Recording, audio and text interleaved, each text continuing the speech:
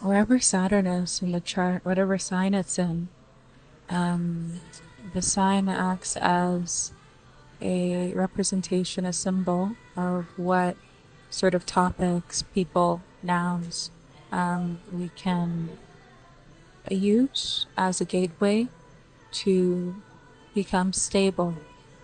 And stability is so important and so necessary for mental health. Um, where there's stability, there can be concentration, there can be depth in terms of our thinking. Right? We can stabilize the thinking instead of it shaking with anxiety, racing thoughts, maybe thoughts that we are not even aware that we're having. With stability, there's control in a good way, like controlling the horse, that's kind of bucking when you have the reins and you have this posture, this feeling, this sense of strength, soundness, reasoning, stability. The horse can feel that vibration. That's going to help them also settle down.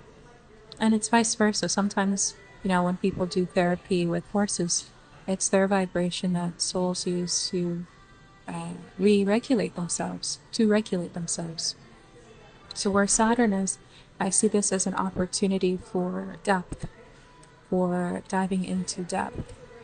And for myself, Saturn is in Aries. When I focus on Aries topics, the self, right? So looking at the psychology of the self, Vedic astrology, Bharani, the nakshatra, is in the sign of Aries. And Bharani is a prominent nakshatra for the moon of many prominent psychologists. This is what I've learned from Claire Nakti's channel. Okay, so I just, that makes sense. So for myself, when I contemplate, consider self-awareness, why did I just have that thought? Why did I say that thing? When I look at I, it gives me the opportunity to be insightful, to dive deep, to dig deep into introspection, solitude. For someone who is a Gemini, maybe having conversations with siblings or youth might help someone move into that space of mental stability. Gemini is a very flexible sign, and so maybe it's not always going to be the same thing that helps kind of create stability, reorient the self. Maybe it's going to be different things.